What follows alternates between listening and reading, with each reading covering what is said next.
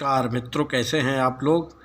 आज मैं आपके सामने एक विशेष काल गणना लेकर के उपस्थित हुआ हूँ।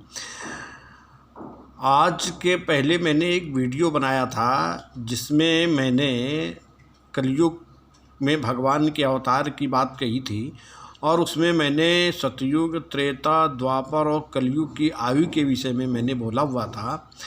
तो उसमें कुछ लोगों के मेरे पक्ष में और कुछ लोगों को मेरे विपक्ष में कमेंट आए हैं। मैं आप सभी लोगों का हार्दिक स्वागत करता हूं, अभिनंदन करता हूं। आप चाहे जैसे वो भी हो, मेरे से आप जुड़े रहें, ये मुझे बड़ी प्रसन्नता है। और मित्रों, मैं आपको बता दूं कि जो मैंने पिछली वीडियो में बताया था वो भी मैंने पुराण के माध्यम से बताया था और आज भी मैं उसकी काल गणना पूरा चार्ट लेकर के मैं आया हूं और मैं पूरे प्रमाण के साथ में आज आपको बताऊंगा। तो मित्रों, आज आप इसको देखो कि ये वास्तव में कितने वर्ष का कौन सा क्या है, इसका पूरा प्रमाण। कुछ लोगों ने मेरे को ऐसा फ़ोन करके और कमेंट में भी कहा है कि मैंने तो ऐसा पढ़ा है और यहाँ ऐसा आप बता रहे हैं। तो आज उनके लिए भी मैं अब बता रहा हूँ, ज़रा वो लोग भी देखें कि मैंने क्या कहा है। जो आपने पढ़ा है मैंने वही बोला है, लेकिन थोड़ा सा अंतर हो गया है। ज़रा इसको आप यहाँ से देखें। और मित्रों, आप लोग मेरे से जुड़े हैं, इसके लिए बहुत बहुत साधुवाद, बहुत बहुत धन्यवाद। इसके लिए एक बार मैं फिर आपको नमस्ते कहना चाहता हूँ, नमस्कार कहना चाहता हूँ। तो मित्रों, आज यहाँ से मैं वीडियो आज मैं हाथ से इसको लेकर के कैमरा बना रहा हूँ, जिससे कि दूर से दिख नहीं रहा था, तो हमने कहा पास से करें जिससे आपको स्पष्ट दिख जाए। तो मैं आज शुरुआत करता हूँ दिन, सप्ताह, एक पक्ष से। यहाँ से देखिए ये क्रम चलता चला आ रहा है। और अब आइए युग प्रमाण। देखिए ये है सतयुग। सतयुग में ये 4000 देवता वर्ष जो बताए हैं। मैंने आपको पहले बताया था कि देवताओं की जो आयु है वो अपने यहाँ के हमारे से बहुत, उनकी गणना अलग है। यानी जब सूर्य उत्तरायण होते हैं तब उनका दिन प्रारंभ होता है और जब तक सूर्य उत्तरायण रहते हैं तब तक उनका एक दिन ही रहता है। और जब सूर्य दक्षिणायन होते हैं तब देवताओं की रात्रि प्रारंभ होती है। यानी इस गणना से हमारा जब एक वर्ष व्यतीत होता है तब देवताओं का एक दिन रात जाता है। तो यहाँ पर आप देखिएगा कि जो मैंने बताया है, तो सतयुग का यहाँ पर 4000 देवता वर्ष बता रहे हैं।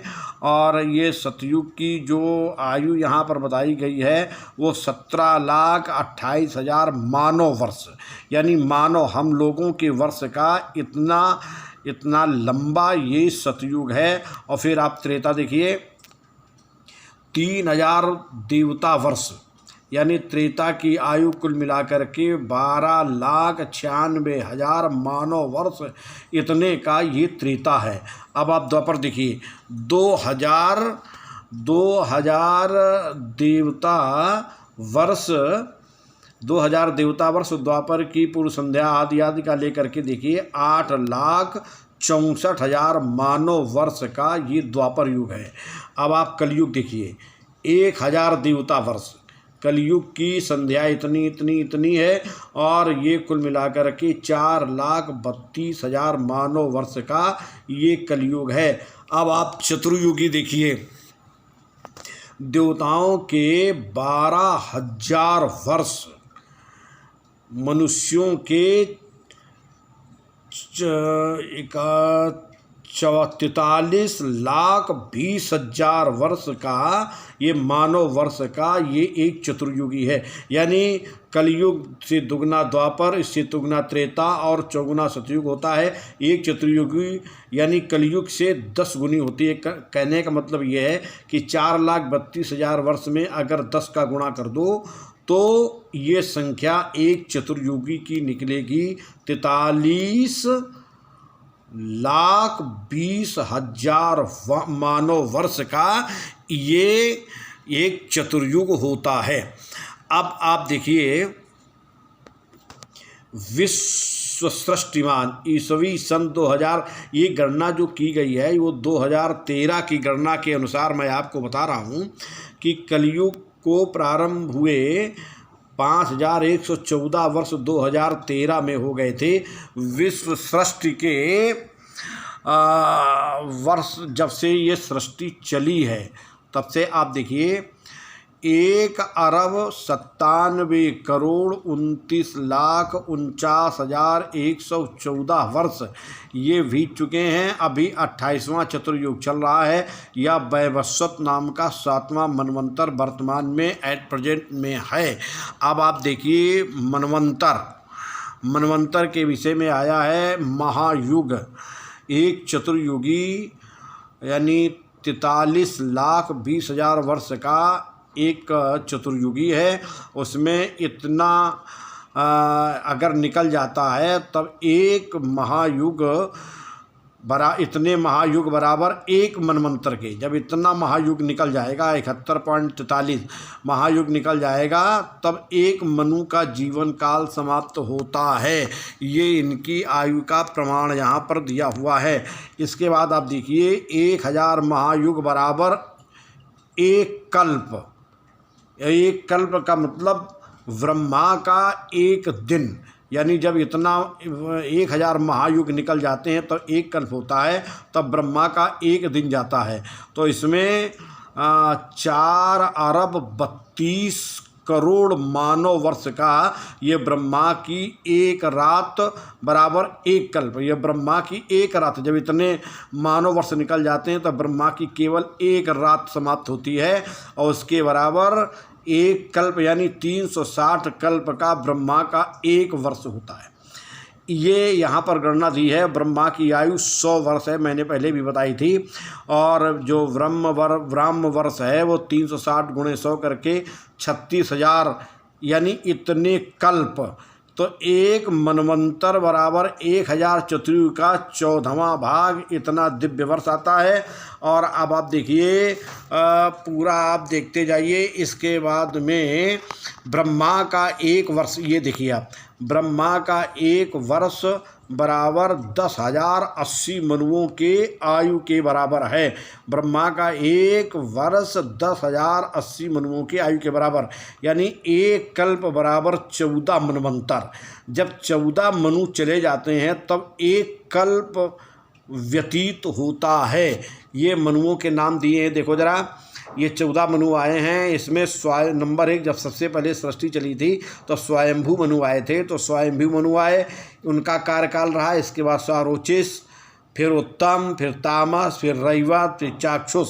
इतने मनु अभी तक हो चुके हैं, उनका कार्यकाल समाप्त हो चुका है। इस समय 7वां वैवस्वत मनवंतर चल रहा है और इस वैवस्वत मनवंतर का 28वां कलयुग व्यतीत हो रहा है। ये 8वें सावर्णी मनवंतर, इनके बाद में सावर्णी और फिर दक्ष सावर्णी, फिर ब्रह्म सावर्णी, फिर धर्म सावर्णी, फिर रुद्र सावर्णी, फिर देव सावर्णी तथा इंद्र सावर्णी आएंगे। ये यहाँ पर गणना की गई है। अब आप देखिए वर्तमान काल में 7वें वैवस्वत मनु का काल चल रहा है। प्रथम 6 मनुओं के काल व्यतीत हो चुके हैं। वर्तमान के 7वें मनु काल के 27 महायुग बीत चुके हैं और 28वां महायुग चल रहा है, जिसके प्रथम 3 युग बीत गए हैं। यानी ये आप देखिए सतयुग, ऐसे देखिए सतयुग, त्रेता, द्वापर ये बीत चुके हैं और चौथा युग कलयुग चल रहा है। अभी कलयुग का प्रथम चरण यानी ब्रह्मा का द्वितीय परार्ध है। श्वेत वाराह नाम का कल्प है और वैवस्वत नाम का मनवंतर इस समय चल रहा है।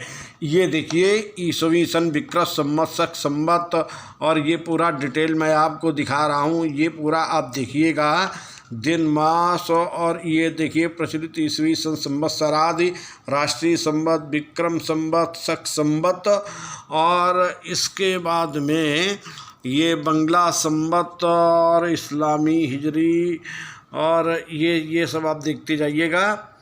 और इसके बाद में मुहर्रम और ये रबीउल अव्वल को कुल मिला करके ये जो प्रमाण मैंने आपको अभी बताया है ये सब मैंने पुराण के माध्यम से ही बताया है। इसके लिए आप जरा सा भी संदेह न करें और इसमें आप पुराण में इसको देख सकते हैं, इसका आपको पूरा वर्णन मिल जाएगा। मित्रों, आज मैं आपके सामने इसे ही थोड़ी सी जानकारी लेकर के आया था और अब आगे की जानकारी के लिए मैं अगले वीडियो में आपके सामने फिर आऊँगा। तब तक के लिए नमस्कार।